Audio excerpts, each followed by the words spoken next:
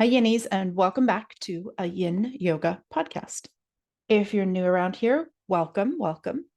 My name is Nick Danu, and I'm your host. I am a yoga teacher, yoga therapist, Yin yoga teacher trainer, and yoga business mentor. Today's episode is a guest interview, and I'm going to dive into the bio in just a moment. But before we get there, if you have not yet, if you are a returning listener, welcome back to my familiar friends. And if you haven't yet, would you please do me the honor of rating this podcast wherever you listen to your podcasts? If you're watching it on YouTube, you could take a moment to hit the subscribe and the like. I would be super grateful. These things help this rather new podcast grow. So just take a moment, pause this right now, and either dive in on whatever podcast app you're using, give it a 5-star review. If you're on Apple, you can also leave a written review. If you're on YouTube, just take a moment to subscribe and to like the video. Go ahead, I'll wait. Okay, thank you. So today's guest, I'm very excited about. And one of the reasons I'm so excited about this guest is because, first of all, she's an expert in her field, but also she is really going to help to dispel some of the myths that we often hear around hypermobility. And more specifically, since this is a yin yoga podcast, hypermobility in yin yoga. So our guest today is Libby Hensley. She's a doctor of physical therapy and a certified yoga therapist who specializes in the treatment of hypermobility syndromes and yoga-related injuries. She's taught yoga since 2005 and has trained teachers since 2010. Her teaching and practice have been most influenced by the lineage of TKV Desikachar, and she has a book called Yoga for Bendy People, Optimizing the Benefits of Yoga for Hypermobility, where she explores how people with joint hypermobility syndromes can use the tools of yoga to support their thriving. And as a person who lives with hypermobile Ehlers-Danlos syndrome, she's committed to raising awareness about hypermobility syndromes in the yoga community and beyond. She is also the founder of Anatomy Bites, which is a monthly membership for yoga teachers who want to learn anatomy in a fun and supportive way. So I'm super stoked to have Libby on the podcast. And the next time that you hear from me, you will hear me with Libby. Hi, Libby. Thanks for coming. Thanks so much for having me. I'm happy to be here. I am very excited about this conversation because, as I was telling you before we hit record, I think that hypermobility is one of those words in the yogaverse that gets just like tossed around like confetti. Mm-hmm. And so I'm really looking forward to the clarity that you can shed on this and the nuance, because not only because of your professional credentialing, but then also because of your lived experience. Mm-hmm. But before we get into all that, I would love to hear a bit about maybe the Reader's Digest version of your yoga origin story, starting with maybe like, how did you find yoga? You know, what styles? When did you decide to teach? That kind of thing. Sure. So I found yoga in college in 1999, 1998, something like that. I took a elective class in college, and it was an Iyengar teacher. And so that was the original thing that I knew about yoga. And my, initial experience for the first 5 years of taking yoga classes regularly, I was taking Iyengar style yoga. And I thought it was cool. I liked yoga, but it wasn't until I moved to Montana to go to graduate school, part one, and something totally different, that I found an Ashtanga studio. And I started going to do this Ashtanga primary series like many, many days a week. And I really got into that. And that's also when I got into a lot of chronic pain and injury related to my yoga practice. But I really loved the moving and the breathing together. There was something about it that it was really feeding me, even though it was totally wrecking my body, actually. And then I moved back here where I live now, Asheville, North Carolina. and I started a teacher training. And partly I did that because I wanted to meet some people in my new place and build some community. And I wanted to get more into yoga and learn more about it because it really caught my attention in these different venues that I'd been in. And along that same, well, around the teacher training, I read some books about the Desikachar lineage, the Vinaya Yoga lineage. We just had those in our teacher training. And I thought, well, this sounds really interesting. And a friend and I from training ended up studying at Desikachar's place a few years later in 2008. We went there in Chennai and spent about 4 weeks. And it was really at that time that I discovered this approach to yoga practice that was slow and just completely different from what I was used to in sort of the power vinyasa ashtanga realm. And I just totally fell in love with it. And it changed things for me about my body and how I felt in my body. And it really just reoriented everything that I knew about yoga and about how I was practicing and about how I was teaching. So that was a really big moment for me in 2008 in discovering that Vinaya Yoga lineage and that kind of approach to asana and yoga. So since then, that's been my main area of interest in the yoga realm, is that slow dynamic stuff that you might find in the Vinaya Yoga lineage. Now, along the way, I actually did teach yin yoga for a few years. Took a workshop with Paul Grilly and, did some other yin yoga studies. So I got kind of really interested in that for a while as well. So I've dabbled in a lot of different styles of yoga, I would say. And it was really in those first maybe 3 to 5 years of teaching yoga that I became interested in learning a lot more about the human body, about anatomy, biomechanics, that led me to pursue ultimately going to physical therapy school. So I'd already been a yoga teacher for some years at that time. And it was really because I had a really long history of physical challenges myself and just chronic little aches and pains and injuries and all kinds of stuff related to my hypermobility that I really didn't know about yet.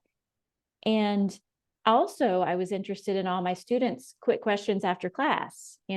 Yoga students love to bring their teacher all these really impossible to answer questions, but they think you're going to give them a quick answer after class.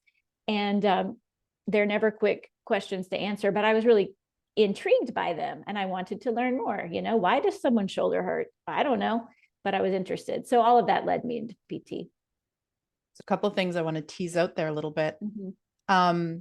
First of all, I think it's really fascinating that you went from Iyengar to Ashtanga. Mm-hmm. Like those are so different. Mm-hmm. And then again, with the Desikachar lineage, which is also different than the former two. Mm-hmm.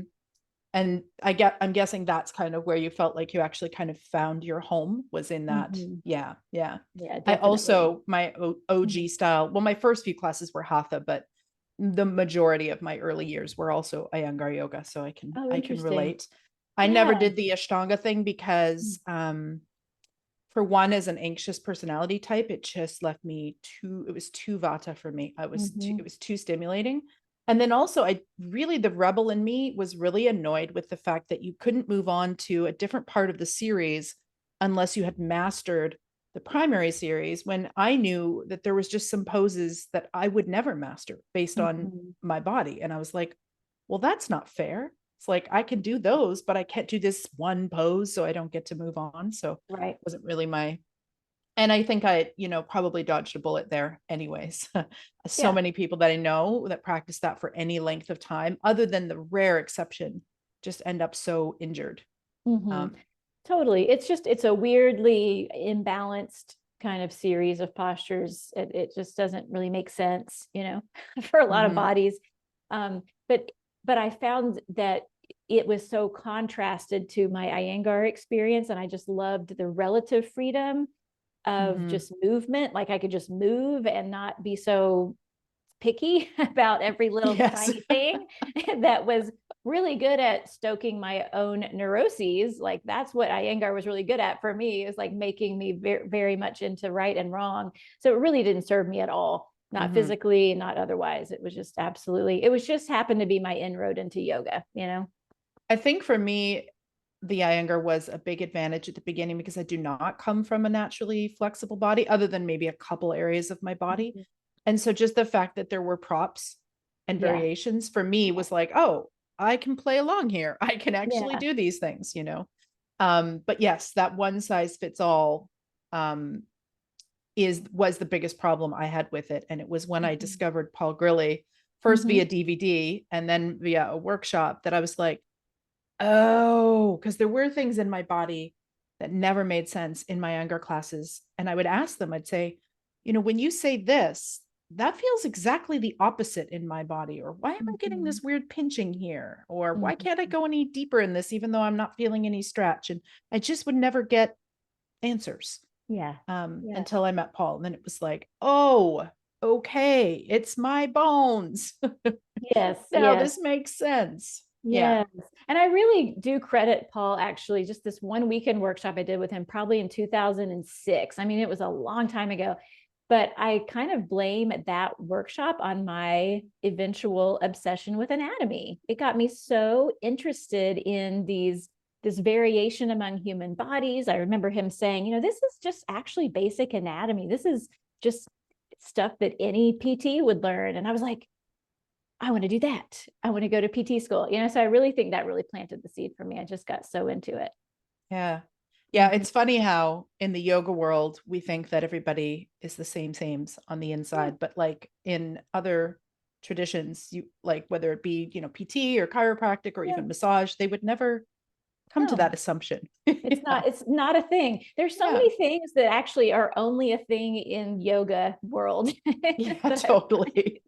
Only exists in the yogaverse. I, So I also thought it was interesting that you mentioned that he kind of that kind of wet your whistle, I guess, so to speak, for the anatomy, because it was the same for me. I mean, I my very first teacher training, the anatomy section was awful, yeah, useless, to be honest. yeah. She really only catered to one learning style, and so the rest of us were like, "Great, I don't understand anything of what you just said." And so that's actually what helped me pick up Paul's. It was a DVD way back when, Mhm. you know, when we had those, and a bookstore was, I just knew when I graduated that I needed some help with sequencing and I needed some more anatomy. And so I saw it and just picked it up. And then, like you said, game changer. Yeah. And I actually, if I don't know, if I could go back in time and get a tutor, I probably would have become a physiotherapist. I Mhm. don't, I know there are areas I would struggle with just with my neurodivergence. So I would have to have, you know, some help with that. But yeah, I think PTs are amazing, Mm. amazing It's so unicorns. fun. I just love, I mean, it's just endless amounts to learn about the body. What we know about the body and understand about it is just so minuscule compared to what might be knowable about it. You know, Yeah, it's really, it's mostly mystery, I think, and some things that we can kind of get our heads around, but I just find it fascinating. Yeah, it's a good fit for me. brilliant.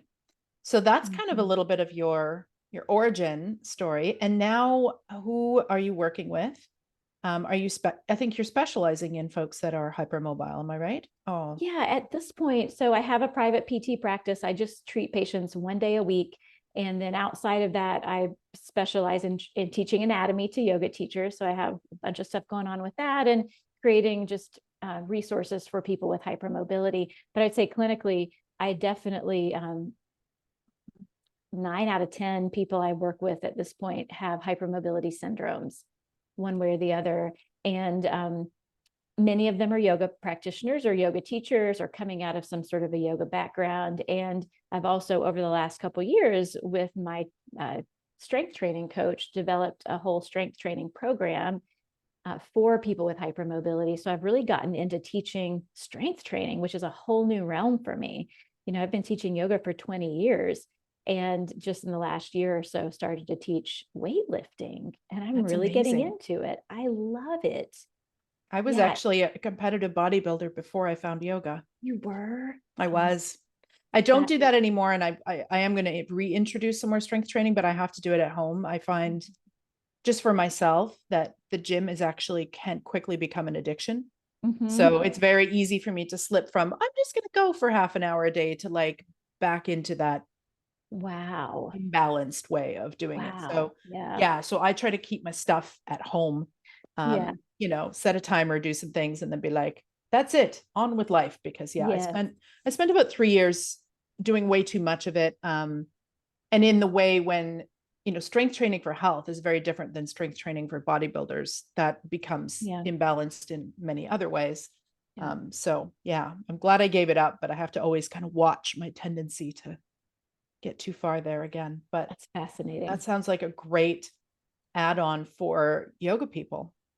Oh, yeah, especially the bendy ones. So many times people are coming to yoga for some sort of a fitness Mm-hmm. goal, with some sort of a fitness goal. And I mean, there are a lot of reasons to come to yoga practice. I think fitness is not one of the priorities. It's not really where yoga practice shines, in my view.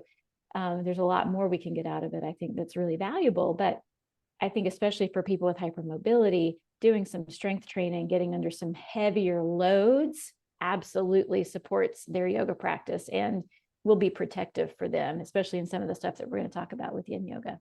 Yeah. Um, One other thing I wanted to point out before we start to get into definitions is that I noticed in my body, and I think I always hear people say that so many yoga teachers are, bendy or hypermobile, and or so many yoga people are. And it's been interesting to me to hear that, because that was not my experience. I was Mhm. not that. And also, my student base has never been that. And I Mm, wonder if it's because like attracts like. So, of course, I attracted a bunch of people who were stiff and needed a bunch of props, because that was my frame of reference. yeah. Um, so I find that really interesting. But I do remember there being a point in my yoga journey where I realized that going to my full, I'm going to use this terrible old quote that we will probably both roll our eyes at, full expression of the pose. Um, that doing that, when I was a new yogi and I was very tight, was no problem, because my full Mhm. expression wasn't very big.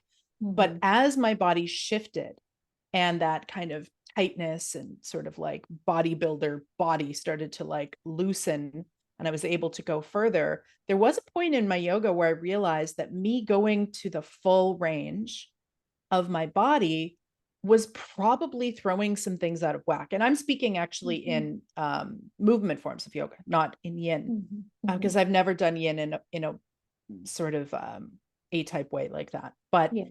in my active practice, I noticed that I was getting these like sort of imbalances and starting to lose some of my strength, because I was always going to the full expression Mhm. of what I could do, which wasn't a problem when I started, because again, full expression wasn't very full. But then as I started to open up, I started to notice things. And so I also had some experience with a Qigong teacher Mm. who, when he was teaching us Qigong and Tai Chi, he would always give me the side eye, and he'd be like, shorten your stride.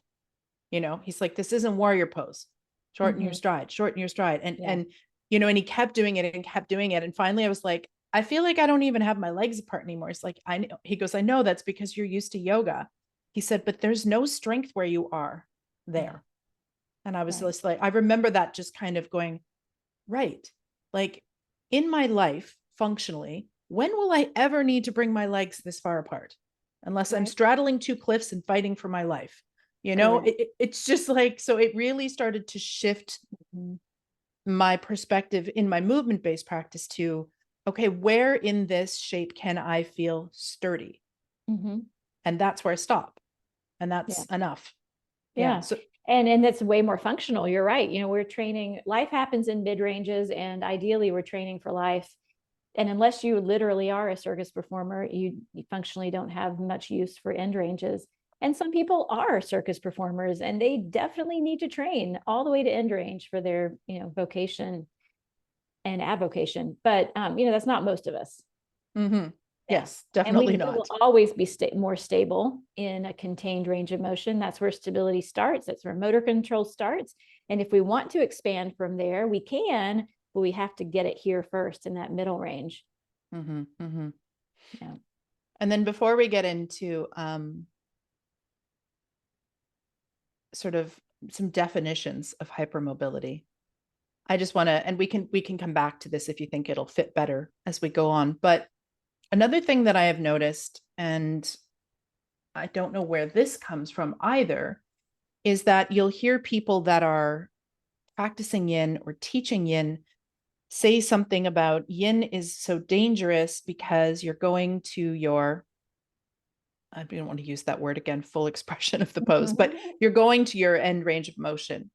And I always find that so interesting because I was never taught yin that way, nor have I ever practiced it that way, nor do I train my teachers that it's that way. From most of the books and the courses, most yin trainers will say go to 70%.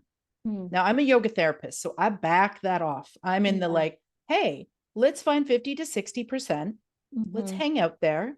Let's notice there's a whole bunch of other things we can notice about when we're in this shape that doesn't require us to go all the way into our full range of motion. Yeah. Like, can you notice that first little initial tiny barely there sensation, and can you just linger there and be curious and observe it without feeling like you need to kind of slam all the way into, you know, the full version of the pose. So I'm not really sure where that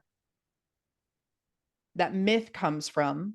And I think part of it also comes from, just like in the yoga verse in general, that there's a lot of people teaching things that they haven't studied in depth. And so I think sometimes it can come from that if somebody doesn't have an in-depth yin training and then they start guiding classes, that they start of what I often say, they bring their yang yoga attitude into their yin classes. And so their students are like white knuckling it, and they're like, you know, A-typing their yoga, and they're not really getting what I feel like are actually the bigger benefits of yin, which aren't even really the poses at all. But it's that time to cultivate interoception and have some still and some quiet and all of that. Yeah, and that'll be really relevant. The difference between those two approaches to yin practice would be everything for the hypermobile person who has a hard time feeling anything until they are at end range. That's one of the biggest problems. So, you know, helping that person cultivate an ability to sense anything in mid ranges, that's where it's at. Yeah. They don't feel anything. So I'd love to hear more about your journey to realizing, oh, I'm hypermobile. Well, I always knew I was hypermobile, just even as a kid. You know, I did gymnastics. I had this kind of weird stuff. I would pass out in elementary school. I had some weird stuff as a kid. I was very active, though, in a lot of sports, and that probably served me really well. But I was always the one on the sports team who was like extra bendy. I was the one in high school on the tennis team who always had chronically subluxated shoulders, and I was always in PT. And it never really occurred to me that it might be odd that I was the only one from the tennis team who was always injured, you know. That's just how it was. And so, you know, different orthopedic doctors would see me and, oh yeah, you know, extra flexible or extra mobile or whatever they would say in those days. And that was the end of it. You know, but it really wasn't until I got into my 20s and got really into yoga at that point that I started having a lot of chronic pain. Just everything just hurt. It just had a lot of pain. I also had a lot of debilitating anxiety in my 20s. So I would say that's really when a lot of the hypermobility symptoms started to emerge more strongly. But I just decided I'd do more yoga and do more yoga and do more yoga, and that would probably fix everything, you know? And anyway, fast forward to my mid 30s, started having babies. I had two babies, my mid and late 40s or 30s, so 36 and almost 40. And that hormonal shift of pregnancy for me really blew up all of my connective tissue disorder stuff in a much, much bigger way. And that is commonly the case. So one of the things that is thought to kind of spur the expression of some of these genetic connective tissue disorders is hormonal shifts. So they're thought to be partly hormonally mediated. And that's why we see them more prevalently in female-bodied people as well. So for me, that was definitely the case. After pregnancies, I had kind of gotten through my 30s feeling a little bit better than my 20s, but then after the babies were born, just fell apart. I mean, developed, you know, pretty severe, much more severe depression, chronic fatigue, widespread myofascial pain and joint pain, like way worse than ever before, and dysautonomia, POTS, postural orthostatic tachycardia syndrome.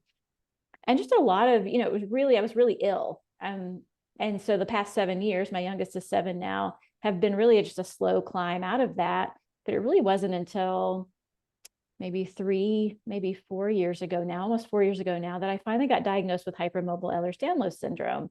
And that was in the midst of that big health collapse that I went through after they were born, and had seen a lot of different specialists and really gotten nowhere. And finally had the great fortune to see the geneticist locally, who was still seeing EDS, potential EDS referrals at that time, which they won't see. I wouldn't be able to see this person now. They wouldn't take my referral at this point. It's a long story. It's just impossible to find care for people with these conditions or trying to get diagnosed. But anyway, at that time he saw me and he was like, duh, of course you have hypermobile Ehlers-Danlos syndrome. You have a class. Yes, of course, this is what it is. You know, it was a no-brainer for him because he was familiar with it. But none of the other doctors I had seen knew anything about it. It just wasn't on their radar at all. So anyway, that was, fairly recently. And that is when I pretty much turned all of my attention towards that and started to realize already, and for years, I've been treating this patient population already in my PT practice. I'm already treating people who are primarily hypermobile symptomatically across multiple systems of the body. It's not just a musculoskeletal issue. And so it just sort of became my thing at that point. And I really got more interested in specializing and, offering some resources to this very profoundly underserved population. I would love to get some actual definitions here from you. Because I think I was saying to you before we hit record that the term hypermobility in the yogaverse is sort of tossed around like confetti. Yeah. And that there's a lot of yoga teachers out there who are telling their students they're hypermobile by like looking at them in one pose. And, we can talk about, first of all, that's beyond your scope of practice to be diagnosing somebody. But I think that sometimes people confuse, gee, that person has more range of motion in their joints than I do with actual hypermobility. Yeah, it's tricky. And the definitions are tricky. And here's what makes it more confusing, that not everybody uses these terms in the same ways. So we can, I can lay out kind of the way that I use these terms: mobility and flexibility, hypermobility, and I use them in ways that are as consistent as I can be with kind of the base of evidence around hypermobility syndromes. Okay. And hypermobility really is just a descriptive term. It's not a pathology at all. And all it describes is literally a joint's ability to move more than is considered normal. Right? So every joint in the body has what we consider normal or typical ranges of motion. And there's usually a range of normal too in that. What's unfortunate about so many yoga teacher trainings, and it's really not a failure of theirs, it's that there's a lot to do in a very short amount of time, and it doesn't get covered, is yoga teachers don't know what to expect out of a normal human body. They don't know what a normal hip looks like moving. So, and oftentimes they see people with excessive ranges of motion and they expect that that's normal. And so, it's like visually things get really askew for the yoga teacher easily. But anyway, hypermobility by itself just means that joints move more than is considered normal. Now, when you might have that in one joint due to an injury or a surgery or something, or just some fluke thing in your body, right? Or you might have that in only your peripheral joints. That's peripheral hypermobility. You might have that in a lot of joints. 5 or more would technically qualify you as generalized hypermobility. But again, that doesn't mean there's any symptom, presentation associated with it, or there's any pathology, because as certainly studying the bony variations, a lot of different things are going to contribute to what kind of range of motion someone demonstrates in their joints. We have the shapes of our bones, the angle of, with which the bones put together. Where's our acetabulum pointing? Is it pointing kind of to the side or kind of to the front, right? All of that is going to make a difference to what we can do with those joints. And then we're also getting some contribution from our muscular system. What kind of tone is the nervous system maintaining in our muscles? Are they pliable? Are they able to relax when they are supposed to? Are they able to contract when they're supposed to? Are they really inflexible, that's going to limit our range or allow more range. And then thirdly, we have the more passive structures, the collagenous connective tissues, the joint capsules, the ligaments, the tendons, the fascia.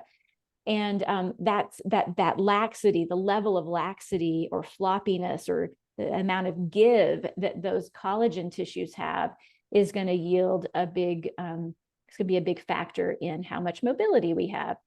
So I just mentioned two words, mobility and flexibility. So let me go ahead and kind of define those the way that I use them. And they're not that easily separated. So this is a bit of a contrived differentiation, but I use mobility to mean the motion that is available to a joint thanks to shape of bones and connective tissue laxity.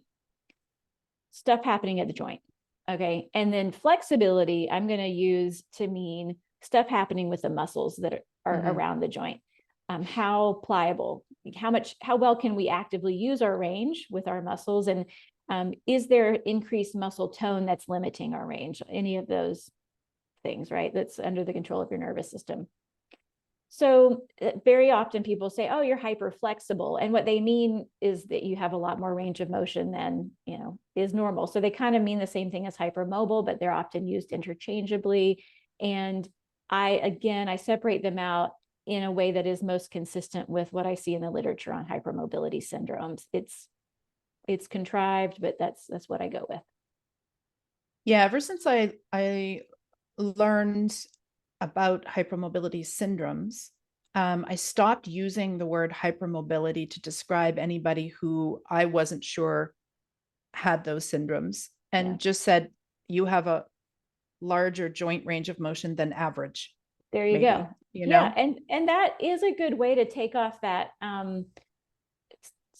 tendency for us to pathologize more than normal range of motion, because in humans there is a variety of presentations of range of motion. So it's really not, we don't need to pathologize it. But when it is symptomatic, then basically symptomatic hypermobility equals a hypermobility syndrome. And what we would expect to see are symptoms across many systems of the body. Any and all system of the body is going to be impacted. We usually are going to see that in cases where the hypermobility is due to some genetic differences in the collagen tissues, because collagen is everywhere. And, differences in the structure and function of collagen or other parts of the connective tissue matrix, and it's not that well understood actually, are going to lead us to have all kinds of symptom presentations, not just musculoskeletal, not just joint problems, potential dislocations, subluxations, myofascial pain, joint pain, but also very commonly gut issues, because our gut lining is also made partly of collagen. Blood, cardiovascular issues, our blood vessels also made a lot of collagen. So we're going to see issues across the body. When I first became aware of Ehlers-Danlos syndrome was actually, I had a student who had already been practicing with me, by the way, for quite a while before she told me, unfortunately. And, I only saw her a few times a year because she actually lived in a different province, but then they had a vacation spot. So they would come, and she would come to my class every day that I taught. And she came up to me afterwards and said, I have Ehlers-Danlos syndrome. And at the time, I actually didn't know what that was. And I'd been teaching for, gosh, I don't even know, probably at least 15 years at that point, and had never heard that term before. And so I just kind of raised my eyebrow and went, okay, I'm not that familiar with that. Let me go do some research. And I went home and did the Googlings and the YouTube and found some videos and was like, oh, okay. And then when I found out that, some of the side effects of Ehlers-Danlos syndrome can be as severe as joint dislocations, things like that. When I saw her next, I said, because she was coming to my yin class, and I said to her, this might not be the best practice for you.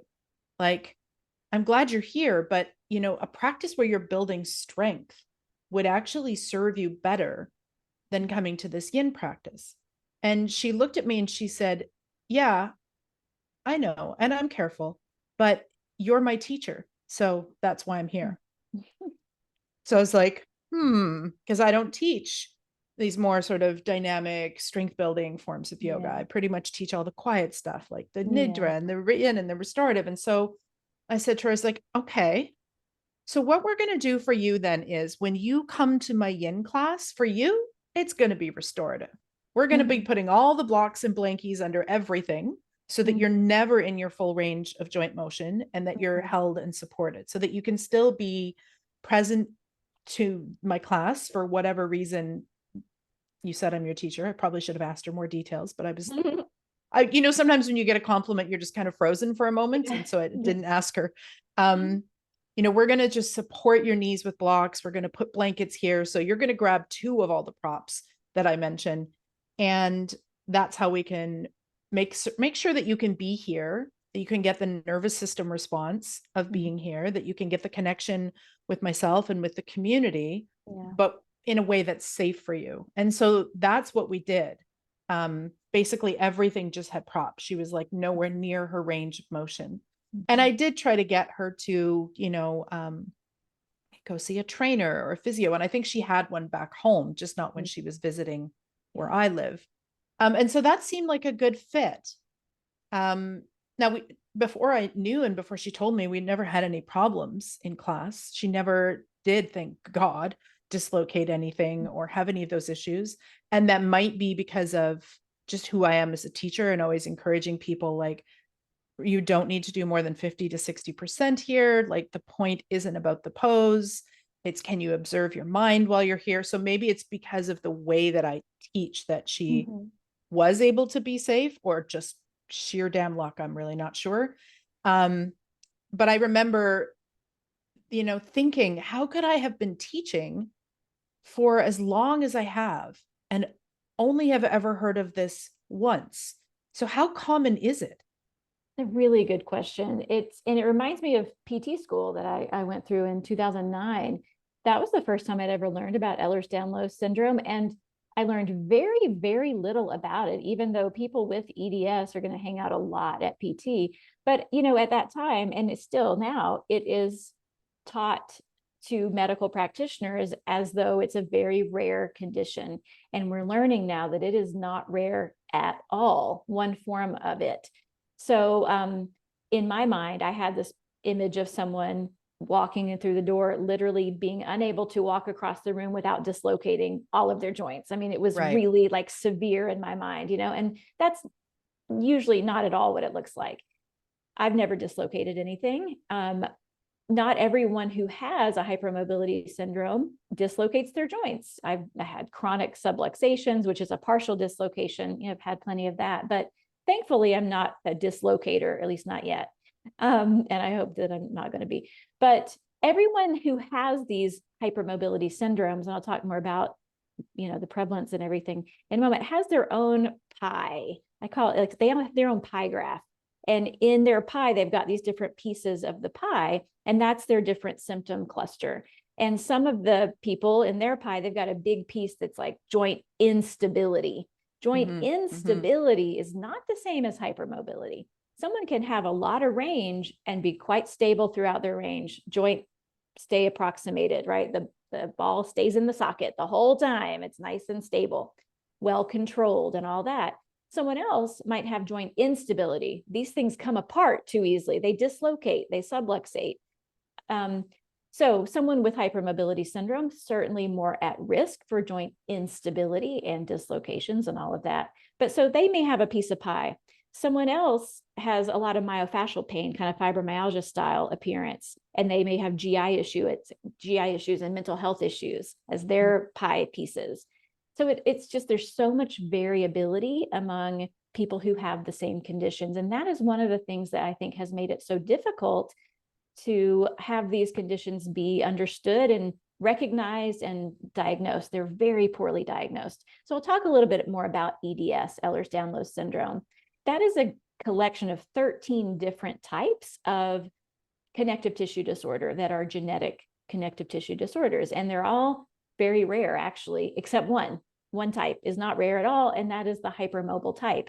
Now, strangely enough, all of the types feature hypermobility. So it's just a weird naming issue. And they feature skin hyperextensibility, really stretchy skin, and impaired wound healing and scarring and things like that. So skin issues. But they all impact different types of collagen or some different genetic kind of defect in the collagen world. And there are a lot of different types of collagen and many, many, many genes that are responsible for its assembly and function. So it's really complex tissue. But the hypermobile type of Ehlers-Danlos syndrome is by far the most common. It's like accounts for 90% of all cases of EDS. It is very poorly diagnosed, so it's hard to know the prevalence. But it has a sister diagnosis called hypermobility spectrum disorder, which is essentially exactly the same thing as hypermobile EDS. It's just a person who doesn't meet the current diagnostic criteria for hypermobile EDS. Now, of all those 13 types I mentioned of EDS, all of them have a genetic molecular marker that you can do a blood test for them, except the one that we care about the most, or we don't care about it the most, but it affects the most people, I should say. And that's the hypermobile type. We don't understand it well from a genetic perspective yet, so we cannot diagnose it with a blood test. It is diagnosed instead. Yeah, it's the only one that lacks that. And there's research ongoing currently as we speak, that's identifying candidate genes that may be responsible for HEDS. And there's actually some paper in peer review right now waiting to be published. So I'm hopeful that we'll learn more about it really soon. But all the other types you can diagnose via a blood test, but the hypermobile type you cannot. It's diagnosed by a clinical checklist, and literally you just check enough of those boxes and you qualify for the diagnosis. One of those boxes is that you have to rule out any other potential condition that might present similarly. So it really requires a doctor who knows any of that. They have to know about the diagnostic criteria, period. Many of them have no idea that even exists. They literally just don't know anything about it, not any fault of theirs. They just were not trained about it, period. So that's the hypermobile EDS. Those criteria are actually under revision right now. So that list will change probably in the next year, because it's not capturing the people that it's meant to capture quite yet, I think. And there's a sister diagnosis, which is symptomatic hypermobility, where all the other genetic connective tissue disorders have been ruled out, but you don't meet the criteria for hypermobile EDS. You don't check enough of those boxes. Then we're going to give you a different diagnosis, and that's called hypermobility spectrum disorder. And it's not a lesser diagnosis. It doesn't mean anything less. It doesn't mean you have less severe symptoms. It just means you don't check all these boxes. You just have a different label for it. But they are considered exactly the same thing for clinical purposes, for treatment purposes. Again, one of them doesn't carry more or less weight. And there was a population study in whales, not like whales that swim in the ocean, but like the country whales. Whenever I bring this up, people are like, whales have hypermobility too. I'm just gonna see, and I didn't go there at all. I knew you meant Wales as in the UK. Yes. I was like, no, I mean whales. But anyway, this is a few years ago, and it was a study that looked at the prevalence of the combined hypermobile EDS and hypermobility spectrum disorder, those two put together, right? So they considered those one thing. And they looked at diagnosed prevalence in that country, and they found it to be 1 in 500, okay, people who have that. Now, number one, even if it was just 1 in 500 people, that's not a rare condition. That doesn't qualify it for a rare condition at all. But this was a diagnosed prevalence, and we know that the diagnosis rate is just really low. Some would estimate it at about 5%. In other words, about 5% of the people who have these conditions have been diagnosed with them.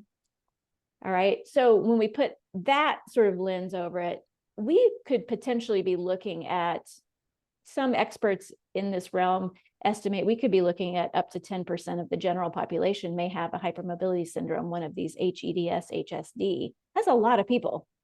That is a lot of people. I remember hearing you on a I wish I could credit the podcast. It was probably the yoga teacher resource. It was probably Meadows, but I could be wrong. And I remember you just kind of talking, which maybe we can do in a moment, about some of the kind of criteria that people look at, like the checklist. And I remember thinking, well, I have like 2 maybe 3 of those. Does that mean? And I was like, oh, but I only have one of those in one joint in my body. Mhm. And then I was like, well, and anxiety could be linked to a whole bunch of things. For Um, sure. and so I think that, sometimes I'd love to do a little bit of a checklist, but I think also sometimes when we do that, that people can then start sort of self-diagnosing and Yeah. getting worried, before we get into that. So it is possible for somebody to have maybe one joint that is, I'm going to just use the word hypermobile according Mhm. to the lay term, Mhm. um, or maybe a bit of instability or a bit of discomfort or pain in that joint Mhm. at full range of motion and not be on the spectrum, right? Yeah, Yeah. absolutely. Okay. Absolutely. Because there's so many reasons why someone might have some joint pain, you know, Mm-hmm. even if they're, I mean, there's just so many reasons, really. For a hypermobility syndrome, we're really looking at like a big cluster of multiple system involvement, a lot of dots that probably people haven't connected, Right. and they also have hypermobility. Now, what's tricky and points back to your point earlier about how difficult it is to just observe someone moving and say, oh, you're hypermobile. Because very commonly, people with joint hypermobility have a whole lot of muscular tension. They have some chronic background Mm-hmm. muscle contraction going on all the time as a compensatory kind of Right. response to To keep that joint stable. correct. Mm-hmm. Mm-hmm. And sometimes that muscular tension is so significant that it actually might limit their range of motion. So their hypermobility might actually be sneaky. It might be hiding. You might not even see it because they're so tight in their Right. muscular system.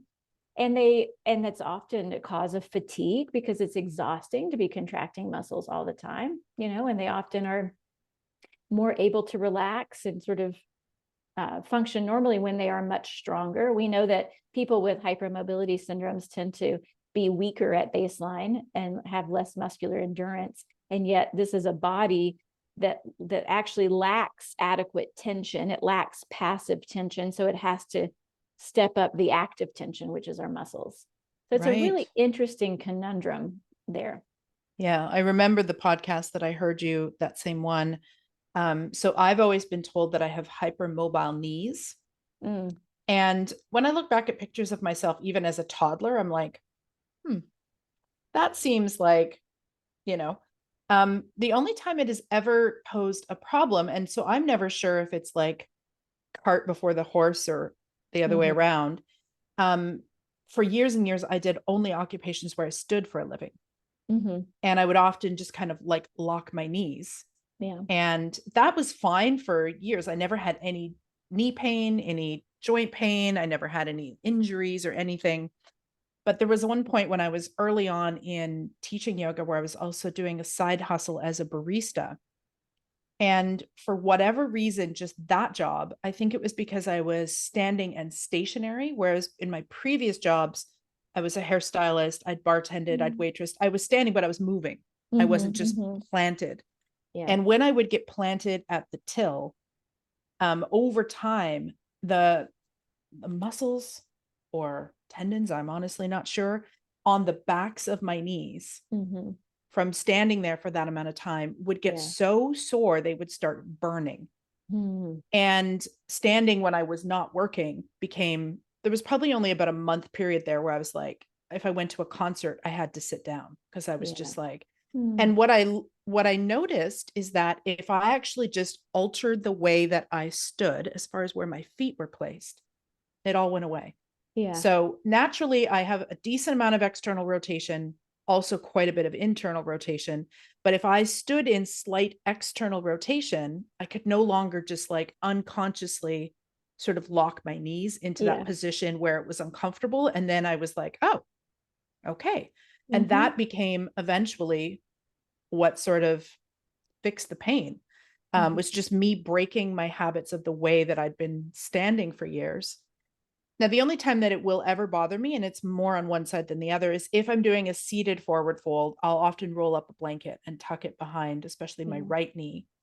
But that's literally the only joint. And so when I remember when I was hearing you, I was like, well, does that mean that I am? Because I can tell you there's no hypermobility going on in my shoulder joint. That's for damn sure. Um, I've got like incredibly limited range of motion in my shoulders. I was so grateful when I found out that was my bones, not Yeah. just not just tight muscles. I was like, oh, so I'm never going to be good at shoulder stand. Oh well, Yeah. okay, Right. And it's on. not a character flaw, Yeah, turns out. who cares? Yeah, exactly. Um, and then the only other symptom that I had kind of had from that list was anxiety. But Yeah. of course, anxiety can be linked to, I mean, Oh, yeah. childhood trauma and, well, like the world we live in and, you know, Totally. all the things. Anxiety is an appropriate response to, modern life in a way. And yeah, you're right. And anxiety isn't an official diagnostic criteria. It's just one of the most common overlapping conditions Mm, with HEDS and HSD. So, like some of the things on the official diagnostic criteria for Ehlers-Danlos syndrome, hypermobile type, are things like chronic pain, uh, history of joint dislocations, um, long wingspan, like really long arms relative to height. So that ratio being abnormal. Some pelvic organ prolapse, history of abdominal hernias, a history of dental crowding, high dental palate. There's even mitral valve prolapse, I think is still on, or aortic dilation is still on there. I think that's one of the things that may be coming off. I don't know, but it's not as commonly in this population as it once was thought. Really long fingers that can wrap around your wrist really easily, things like that. It doesn't actually include, and it also includes your how hypermobile you are according to like the Beighton scale, which is the most common quick screen of hypermobility. It's not without its flaws, but it's what we most commonly use.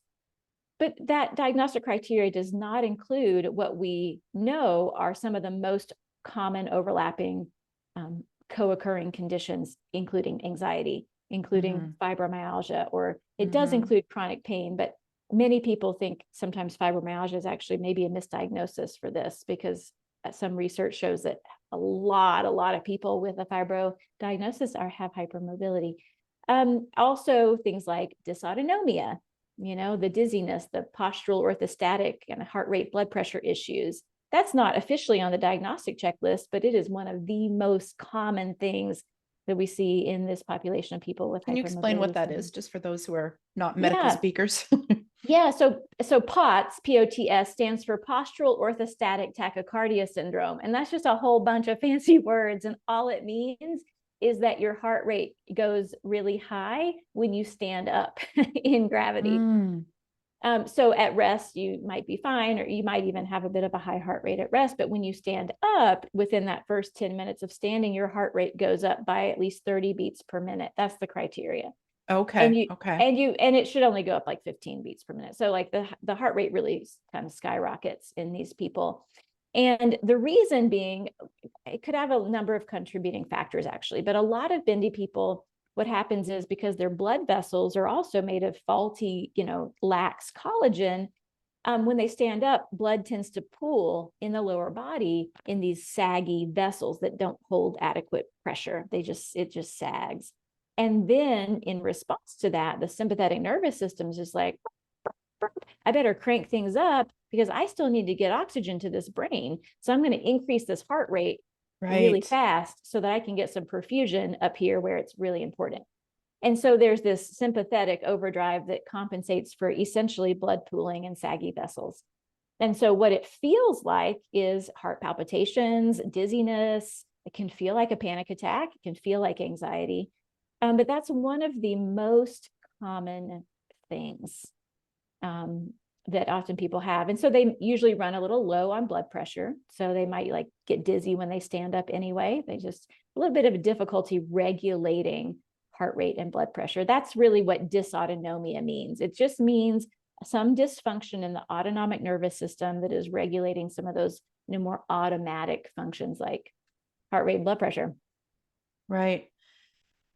So you mentioned a moment or two ago that checklist. I can't remember what you called it, the checklist. I'm thinking it's the one where you can do the thumb Yep, thing and that, it what is it is. called again? The Beighton scale or the Beighton Biden. scale. Yeah. Okay. And it's a 9-point scale that often is used as a quick screen for hypermobility. And it's like, can you touch your thumb down to your forearm and push your pinky finger way past 90 degrees like mine? That's not normal. Do your elbows hyperextend? Do your knees hyperextend? And can you touch the floor with your palms of your hands and with your knees straight? That's it. It's those things. It's palm the floor, Okay. knees, elbows, thumbs, pinkies. And you get a point for each thing that you can do. Totals 9. And if you score a 5 or higher, for people under the age of 50, that's generally considered the cutoff. Although, interestingly enough, not everyone agrees on the cutoff either. But if you score 5 or more, you're considered generally hypermobile. And if you're over 50, you just need to score a 4 or more, technically, to be considered generally hypermobile. But it's not without its flaws, right? So the Beighton scale like doesn't look at our shoulders at all. It doesn't really look at our hips at all. That forward fold, many people think it needs to be thrown out anyway, because it really just looks at lumbosacral mobility more than anything. And so many hypermobile people have incredibly tight hamstrings, like reflexively tight hamstrings that actually limit their ability to do that one, even though they are hypermobile. So you can't be fooled by a low score on the Beighton scale. That's what I tell people. Right. I've seen people who are very clearly generally hypermobile and symptomatic who score like 2 or 3 on that scale. I remember when I had heard you being interviewed, I had written down that and then I Googled it. And so I did the tests and I only have one, Yeah. and that's the knees. And again, Yeah. I'm always wondering if that's just due to my poor lifestyle, Yeah, it's interesting. I mean, bodies are weird, bodies just do weird stuff. And Yeah. sometimes we just can't explain it. I don't know.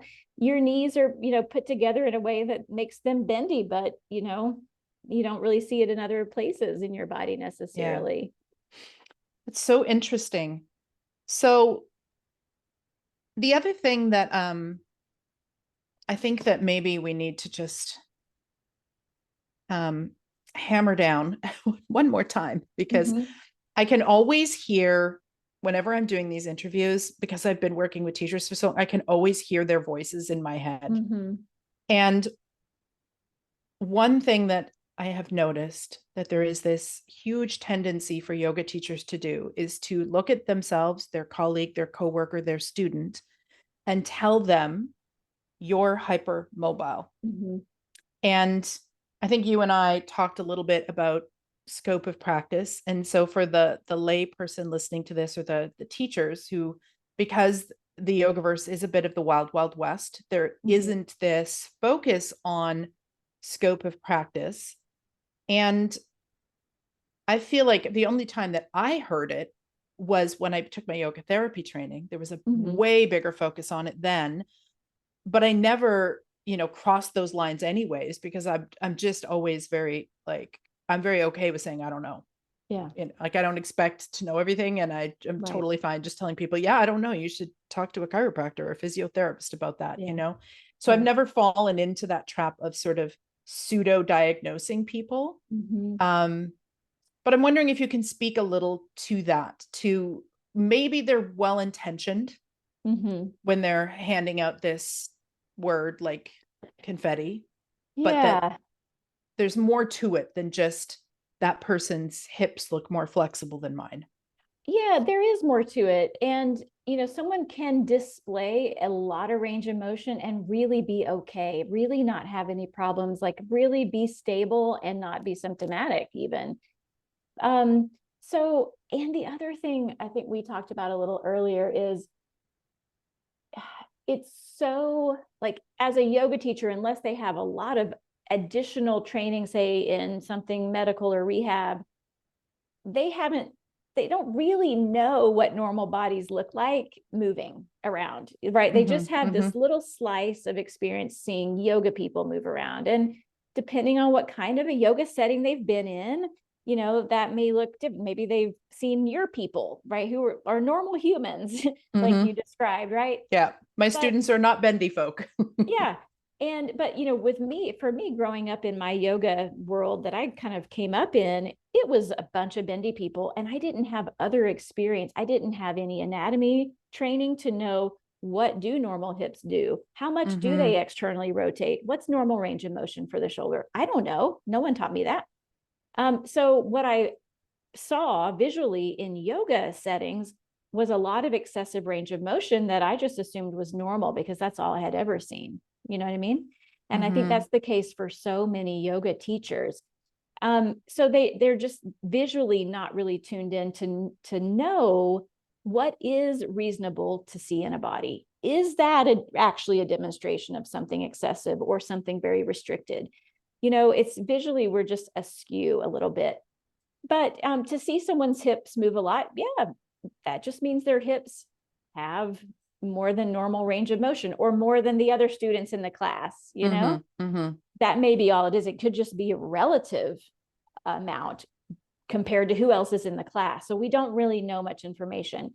But what a yoga teacher is in a position to do is over time, as they get to know a student and as a student shares with them potential challenges that they're having, that teacher can ask more questions and suggest, you know, that sounds like kind of consistent with what I've heard about hypermobility syndromes. You should talk to your doctor about that, or you should talk to your physio about that, or, Mm-hmm. that could be interesting to explore, something along those lines. But that's going to come out of a longer term Right. conversation, I think. Something you're not going to see in your average drop-in class when No, you see someone occasionally. This would be, especially correct. if you were working privately with someone, you might notice these things, or if Absolutely. a long-term student. I'm always a big proponent of telling the teachers I train that you should have so many business cards in your little yoga pants Yeah. pocket. Yeah. A physiotherapist, that especially ones that have different niches, Mm-hmm. therapists, chiropractors. Yeah. Um, way back when I was a newer teacher, I used to say at the end of class, if you have any questions, let me know. And then I would get all kinds of questions that I'm not That's qualified to right. answer, or that That's right. even with my yoga therapy training, I probably could answer, but I can't answer in 5 minutes after class without a private session with you. That's And right. so I switched it to saying, if you have any questions about our practice time together, Mm-hmm. please come up, because Yes. I was just like, that is for a nutritionist. That question is for a chiropractor. You need a physiotherapist for this. I am not a doctor. Like, I just found I was Exactly. saying that so often. Yeah. And I mean, I suppose it's a compliment that our students see us in that Mm-hmm. way, but it's also incredibly dangerous. It is. It is incredibly dangerous. You're exactly right. And the best thing that you can practice saying as a yoga teacher is, I don't know.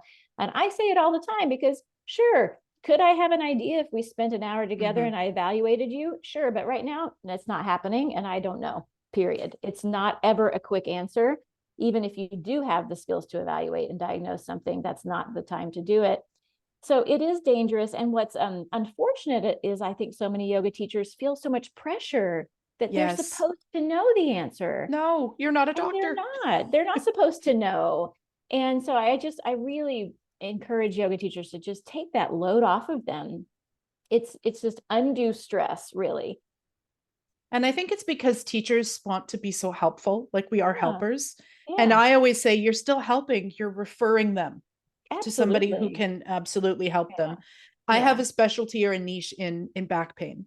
It's one of the Mm-hmm. things I've been working with the most. And so if a student hears that, sometimes they will come up to me after class and say, so this and that, and I'll stop them and just say, as soon as you have a diagnosis and some scans and you can come back to me, or your doctor can share them with me if you're okay with that, and what's going on, I'm super happy to offer Yeah. you. But Yeah. until then, I mean, I can't guess, you Yeah. know? Right. It could just be Exactly. that you sit too much and you need to move more. Maybe you do have bulging discs, or maybe I Yeah. don't know until you see somebody else. Yeah.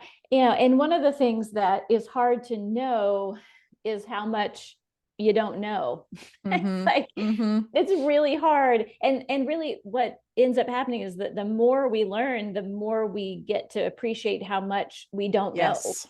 And Yes. it's sort of that whole thing. And so I like this phrase. This is called mind the gap. And we all have a gap between what we know now and what we could know, what is even knowable about the body, and we will cross that gap over our lifetimes, but there's always going to be a gap, and we just have to be mindful of it and just be ready to say, I don't know. And the body is a mystery. There's so much that just it isn't We just don't know. explainable. Yeah. It's not explainable mechanically, Yeah. and because we're often trying to explain things from a mechanical perspective in the body, and our experience of these bodies is not just mechanical. It's so complex, and so it just really gets us into some muddy waters when we do try to put labels on people and diagnose them. So I think the better approach is observe bodies, be curious, and then as you build rapport with people over time, have your ears open to what they might share with you. But they're going to be fine. A lot of people get really concerned about hypermobility. And yes, we talked about how sometimes people dislocate their joints, especially their shoulder.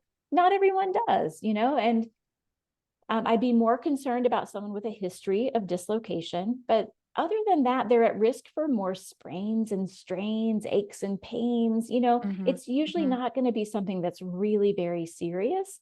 And for the most part, they're going to be okay.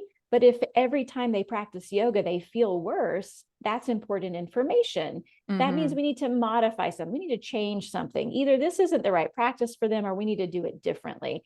Right. And for the person with a symptomatic hypermobility, that usually means containing the range, just not going as far, and moving more slowly within, which, in yin yoga, you've got that covered because it's very slow and mindful and not really a moving dynamic practice. But slow, mindful, attentive, and limit the range of motion, and work on being able to sense stuff going on in the body before you get to end range. One of the things I haven't mentioned about the changes in collagen in this hypermobile body is that our connective tissues are full of those mechanoreceptors, those nerve endings that sense mechanical information. They tell your brain about the position of your joints and about movement and compression and tension and what's going on.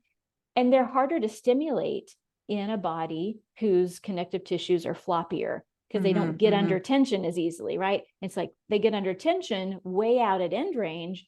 Finally, the brain gets some information about what's going on. Finally, they feel something. So we have to work on, it would benefit us, I should say, to work on tuning into more subtle sensations that occur before we get way out to end range. And that's where yin, I think, really can shine, is helping people kind of be in their inner sensations and understand them a little bit better, and interpret them a little bit better. So we have this proprioceptive deficit, but we also have an interoceptive sensitivity. And so we're not very good at interpreting interoceptive information. It can be overwhelming. Which is where yin really shines. Yeah. And for the listener, if you're like, I don't know what interoception is, I'll just very briefly give a lay description of it, but I did a whole episode on that. I will link it. So interoception, to just simple terms, is an awareness of what is happening inside of you. That would be fair. Yeah. And one of the things that you can do as a yin teacher, if you have a student that you are worried about as far as hypermobility, is encourage them to, first of all, back off. Let's try. I always say 50 to 60% of your full range, simply because A-type personalities are probably still going to do 70. But if you tell your students 70, A-types are going to do 100. So I'm like, let's back that off. And I will always say, doing less in this practice is actually more. What is more important is, can you get curious about what is happening inside of you? And so if you're listening to this and you're a teacher, this is where you need to, well, first of all, I think it comes from having your own practice, because it's hard to explain to students things they might notice about their inner landscape if you don't spend time swimming around in your inner landscape. So I would say practice, dear teacher. And then can you use words, examples, descriptors to give those students who you think might be at risk of pushing too far other things that they can observe other than full range of motion sensation? One of the analogies that I often use is sort of like anyone has read or seen Harry Potter, there's the brick wall that they get to run through. Yeah. Well, imagine that that brick wall is not magic or you can't just run through it. There's a couple of ways that you can approach a yin practice. If there's a brick wall there and imagine there is a secret opening, but you're not magic, so you can't just run at it. You could throw your body against that brick wall repeatedly until you find that opening. And you would eventually find it, but you'd be pretty tattered and bruised and frustrated. Or you can step back from the brick wall and get super curious and really examine all of the bricks and see if you can see a pattern or an opening and kind of nerd out in that way.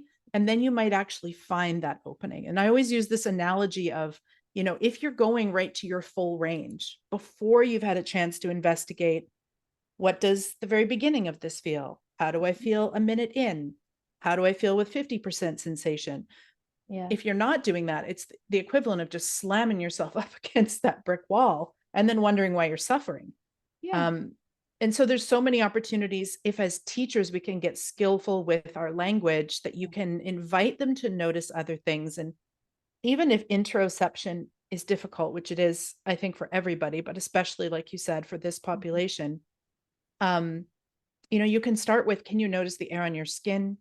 Can you notice the feeling of your leg on the ground? Is there sensation there? Like, just giving them hints as to what else they could be observing in their practice other than full range of motion. Yeah. Yeah, sensation. Yeah, it's absolutely, you're right. And that is such useful practice for these people. It's really powerful. It's doing a lot less, but it is serving them so much more in terms of their brain's ability to map their body, understand what's going on in their body. That's what we need.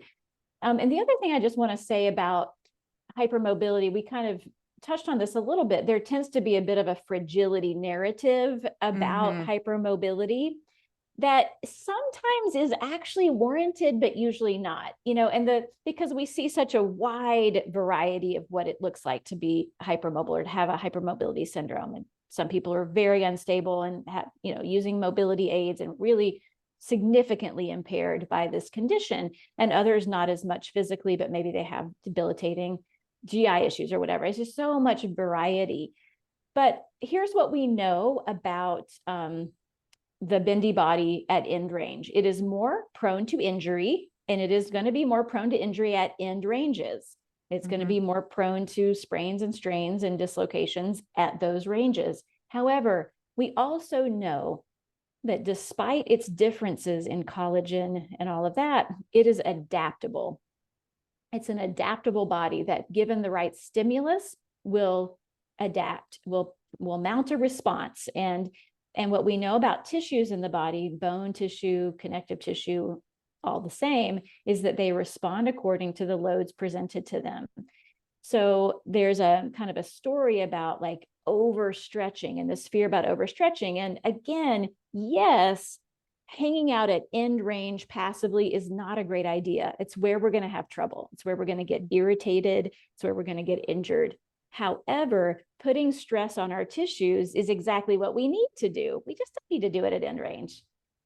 So dear teachers listening, dear yin teachers, if you are under the assumption, whether you're a yin teacher or just a teacher listening to this who hasn't done yin training yet, that your students are at end range of motion in yin, please go take another yin training because I have never, whether that's been Paul or Bernie or any of the teachers, I've never in my life have I heard any yin trainer say that your students should be going to end range of motion. If anything, they're saying the opposite, actually. Okay, that makes me so glad to know that. I haven't been in any yin realms in so many years that I don't know what's kind of floating around. But now I'm not saying that people aren't teaching yin classes and saying that.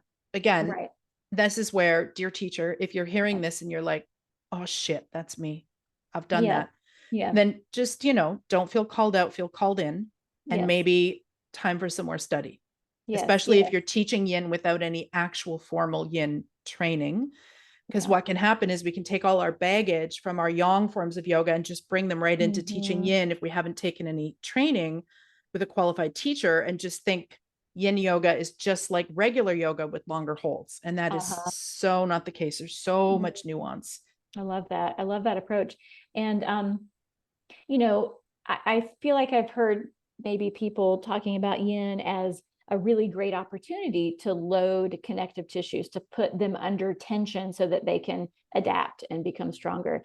And there may be something to that, but I guess I would say, I mean, there is something to that. Anytime we put tissues under tension, they theoretically become stronger and better able to withstand tension.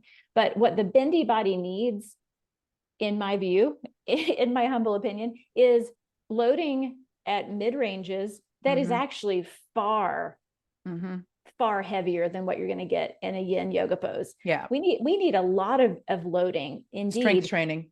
Yes, because that's tension too, right? The strength of a really heavy muscle contraction to pick up something really heavy, that's tension, but it's happening at a different range, and it's the magnitude is huge. And that's the kind of input that's going to stimulate tissue adaptations in this person right Yeah. there. I know that that's commonly said in yin circles, and more so Mm. with one particular teacher trainer than others. That's never something I focus on in my class Mhm. because I don't know the ins and outs of each individual student's Yeah. personal biology enough to know, is me even addressing that wise or unwise. Yeah. I'm much more interested in their inner experience, their nervous system. Can they work Yeah. with their mind? It's like, if you want to Then, stress your yeah. tissues, I got a good personal trainer I'll recommend to you. Exactly. I think that is a brilliant approach because, yes, stressing tissues, good. Is yin yoga the best place to do it? Probably not. Like, let's get under Yeah. some serious loads over there with a Yeah. trainer. And over here in yoga, let's just get the nuggets out of this that we really don't get anywhere else, which is all the stuff you're talking about, the nervous system regulation skills, the interoceptive accuracy skills. These things are, I can't overstate their importance for, for humans, period. But even the hypermobile person, that's what they're going to get the most benefit from, I think, in a yoga practice. Do you think there's a connection between being hypermobile and being what we call A-type? I kind of do. It's just a totally unscientific observation Yeah. on my part, but I have noticed that, and I will Mm-hmm. usually use humor to address that because I can see Mm-hmm. that happening sometimes in my classes Mm-hmm. where people think the goal is to get to their foot with their hands, and Yeah.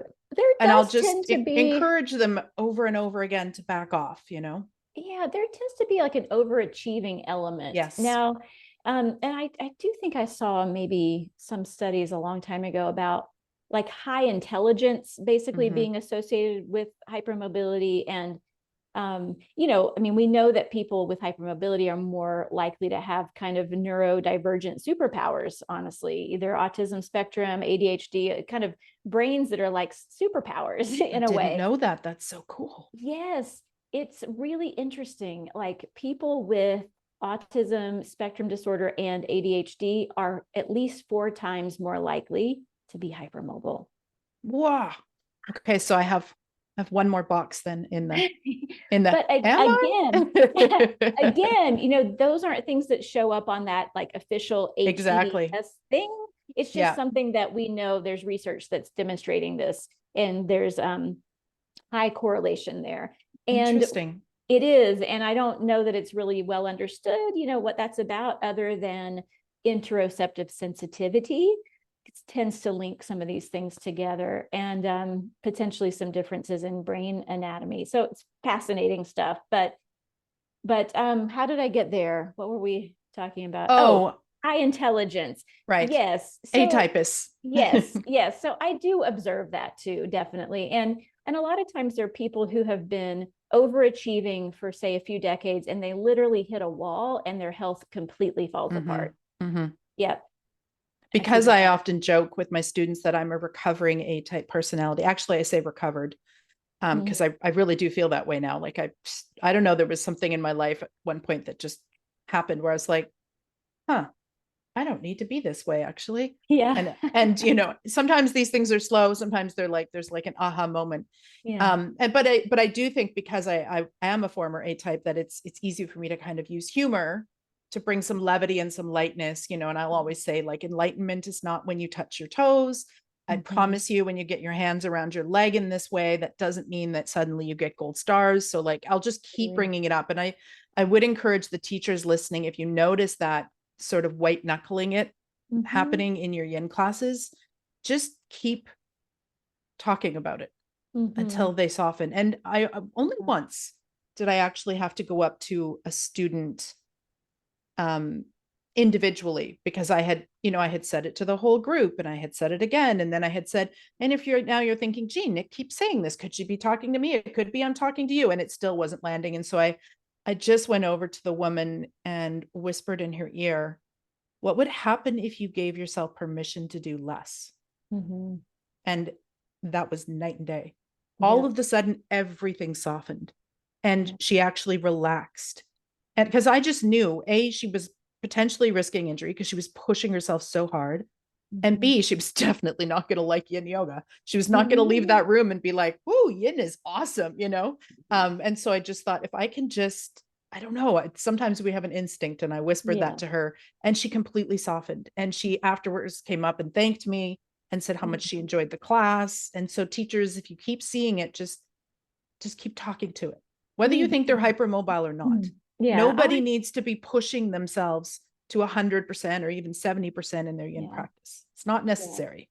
Yeah, I agree. I feel like somehow yoga for so many people has become just another format for like, self, I don't know, beating themselves up and trying to make themselves better or more pure or some version of better. And I don't know, it's like, and it's really damaging.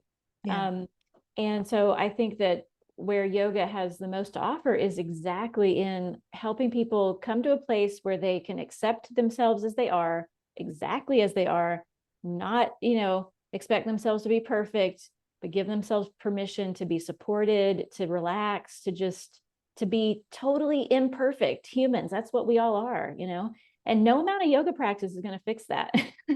That's how it is. No amount of yoga practice is going to like guarantee that you go home and you're just like a better partner or a better parent, or you're just nicer, or you don't get cancer, or you don't get sick. Like it's just human stuff, So I really love that approach too, of just having this be a gentle, accepting space for people to come into. It's hard to find those spaces. We don't have many of them. Maybe as we begin to slowly circle back around, are there any tips that you would give specifically to the style of yin to teachers who either may or may not know if somebody in their room? I think if somebody's come up to you and said they have Ehlers-Danlos, it's so much simpler actually, because you can just be like I did with my student, where it's like, you get all the props and we're going to just support everything so that you can be here, but you're not putting yourself at risk, but we may not know.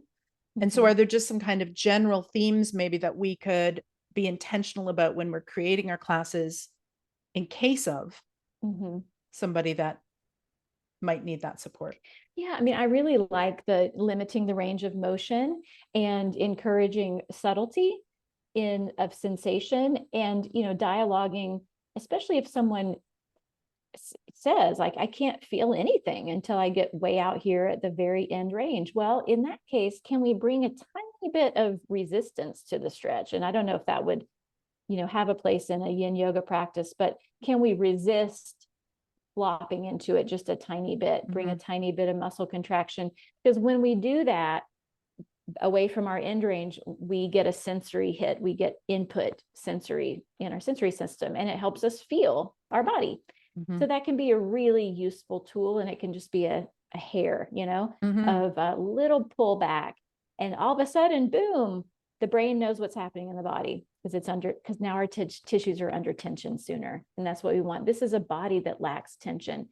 And so you wouldn't be able to do that for the whole duration of a yin shape, because it would probably get exhausting, but you could probably coach that at the beginning, even just to sort of encourage them to back off and plant that seed. And then again, teachers, don't forget, there's a lot more to observe other than physical sensation in the body.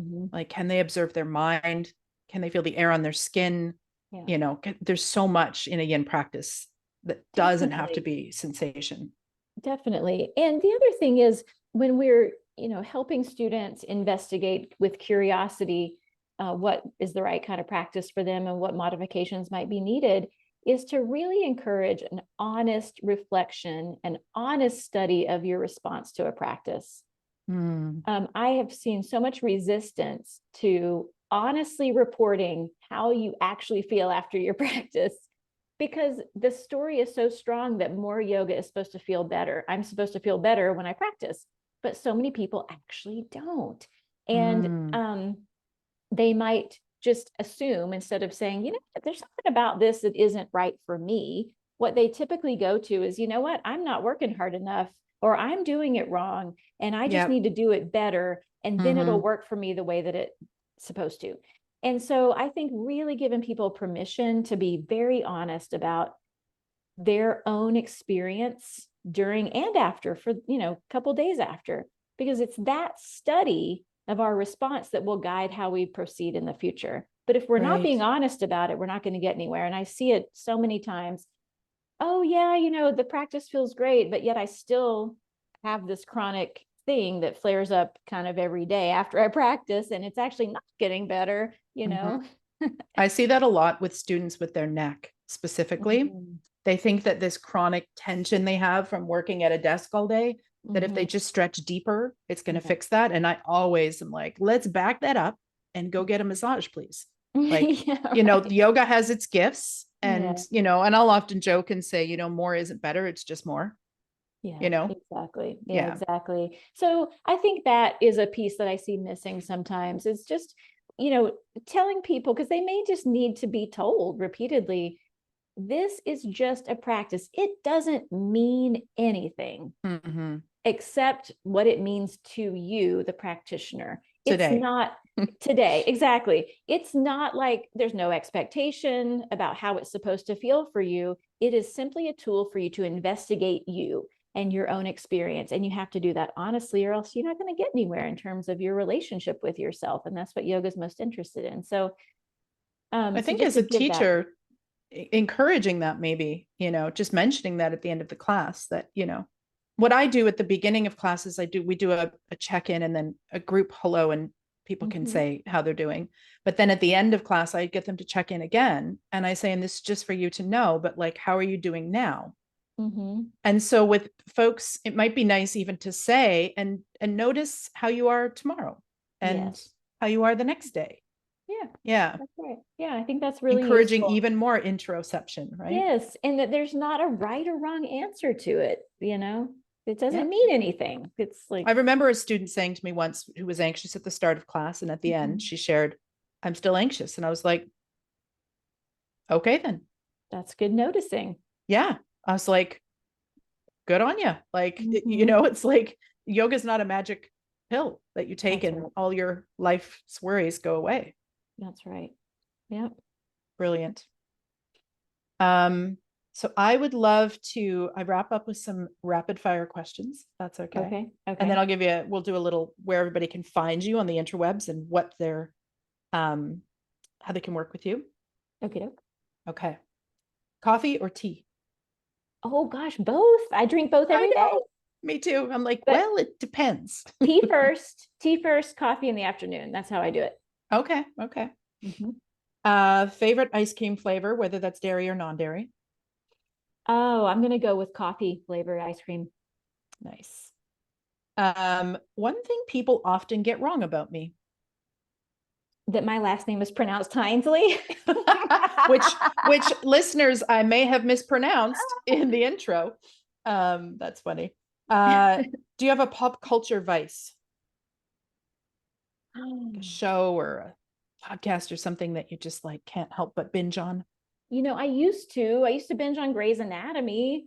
I don't so much anymore. And then I binged on Ted Lasso, but now it's over. Okay, so we need a new one for you. We do. Yeah, I got nothing right now.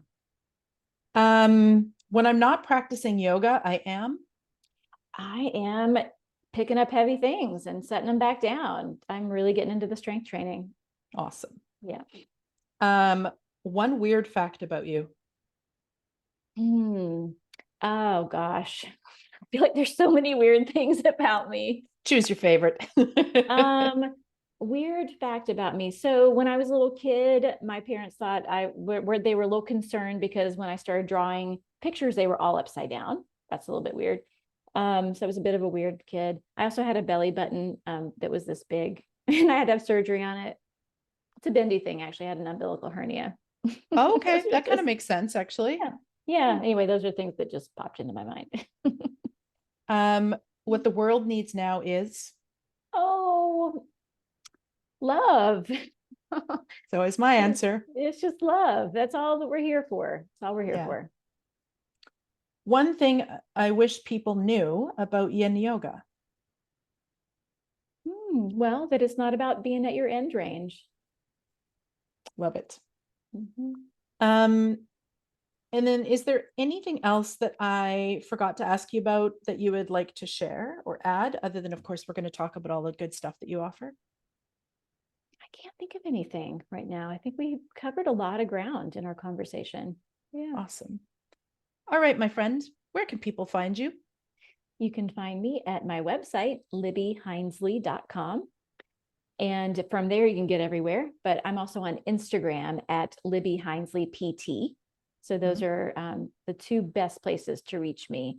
I've got an Anatomy Bites program. That's an online program for yoga teachers who want to get into anatomy. It's a membership program, so you can find out about that through my website. I've got a lot of hypermobility resources too. So those are all out there and available on those two places. And unless I'm mistaken, do you not also have a new podcast? Oh, I do. I forgot about that. It's called I Zebra didn't. Talks. Well, I'm in between seasons, so I got to It's get called it Zebra going again. Talks, did you say? Yeah, Zebra Talks. And so the zebra has kind of become a mascot of sorts for hypermobility syndromes because it's a way to raise awareness to say, hey, these things aren't that rare. Anyway, so the zebra is relevant to these conditions. So Zebra Talks, we have experts and other hypermobile people sharing their experiences. It's been really fun. Did you have Jill Miller on? I did. She was my first guest. That was the episode that I started with, I think. Yeah. Yeah. Brilliant. Well, of course, I'll put all of that in the show notes so that people can connect with you. Okay. I'd like to thank you so much for your time. I really feel like this topic is something that is so nuanced and so misunderstood. And I really think that listening to this episode, especially for teachers or for people who are hypermobile and have maybe some of these things in their head about what they can and can't do with their bodies, I think is going to be so helpful. So thank you. So. Yeah. Thank you so much for your time. Thank you so much for having me on. It's been really fun to chat with you. Okay. We'll say our proper goodbyes in a moment, but for those of you on the podcast or on YouTube, bye for now.